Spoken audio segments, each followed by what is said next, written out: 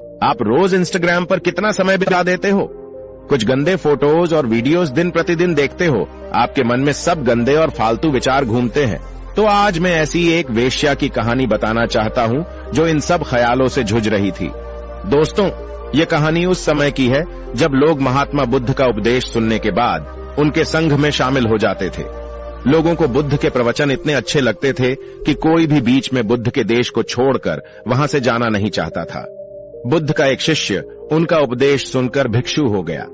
वे एक दिन नगर में भिक्षा मांगने गया। नियम यह था कि 3 घरों में भिक्षा मांगी जाती थी। बुद्ध के लगभग सारे युवक थे। यह भिक्षु युवक भी शरीर से गठीला और सुंदर था। एक तो वह युवक यौवन के रंग में रंगा हुआ था, अर्थात तन में आकर्षण था। दूसरा, उसका मन बहुत ही पवित्र था, अर्थात मन में ईश्वरीय शक्ति भरी हुई थी। कहते हैं कि जिसका तन और मन दोनों सुंदर है वह परमात्मा के अत्यंत निकट होता है। वह भिक्षु एक घर के सामने भिक्षा मांगने के लिए रुका। वह मकान वासवदत्ता नाम की एक वेश्या का था। वह भिक्षु की आवाज सुनकर तुरंत ही बाहर और द्वार पर देखा कि एक सुंदर नौजवान युवक जिसका शरीर गठा हुआ है, उसका मुख एक अलौकिक आभा से युक्त है। उसको देखकर ऐसा लग रहा था कि वह भिक्षु युवक शांति और आनंद में डूबा हुआ है। वेश्या उसे देखकर हैरान रह गई। वह उस पर मोहित होने लगी, जबकि वह स्वयं भी बहुत सुंदर थी। सारा वैशाली नगर उसके पीछे घूमता था कि वह हमको स्वीकार कर ले, हमसे विवाह कर ले, पर वह किसी को भी स्वीकार नहीं करती थी। अक्सर यही होता है, हमारा मन उसके पीछे कभी नहीं लगता जो हमारे पीछे हमेशा लगा रहता है। जब स्त्री के प्रणय निवेदन को कोई पुरुष ठुकरा देता है तो उसकी हालत बड़ी खराब हो जाती है। वासवदत्ता ने अपने जीवन में एक ही बार एक ही पुरुष के प्रति लगाव रखा था। उसने भी इनकार कर दिया। उसका दिल पूरी तरह टूट गया। उसने नृत्य बंद कर दिया, गाना गाना बंद कर दिया, जो दिन भर मुस्कुराती रहती थी और लोगों को मनोरंजन करती रहती थी। वह सुंदर वासवदत्ता अब बिल्कुल मौन हो गई थी। भवन के द्वार सबके लिए बंद हो गए। वह किसी से भी नहीं मिलती थी। कई अमीर लोगों के निमंत्रण आते थे और हमारे उत्सवों में खुशियां बिखेर दो, किंतु वह इनकार कर देती थी। एकांत को उसने अपना जीवन साथी बना लिया था।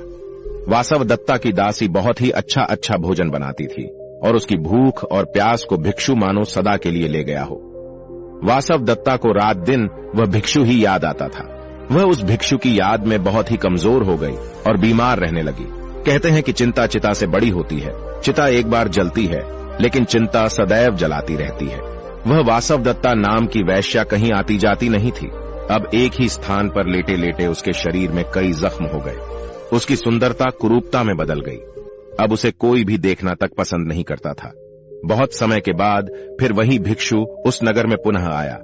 उसे मालूम पड़ा कि वासवदत्ता बहुत ही बीमार है और उसकी हालत बहुत ही खराब है। भिक्षु उसके द्वार पर गया। दासी ने जाकर कहा कि वही भिक्षु आए हैं। वासवदत्ता ने दासी से कहा, यहां पर उन्हें मत आने दो। जब मैं सुंदर युवती थी, बहुत खूबसूरत थी, तब मेरा निवेदन उन्होंने स्वीकार नहीं किया। अब मैं बदसूरत और बीमार हो गई हूं। अब मैं इनके सामने कैसे जाऊं? उनसे कह दो कि मैं नहीं आऊंगी। पर भिक्षु थोड़ी बाद अंदर खुद ही आ गए और कहा, हे देवी, आज तुझे मेरी जरूरत है। उस समय तुमको मेरी जरूरत नहीं थी। उस समय तेरी सुंदरता, तेरे नाच गाने से मोहित होने वाले हजारों थे, किंतु दुख की घड़ी में सब दूर हो जाते हैं। अब तू चिंता न करो, शर्मिंदा मत हो।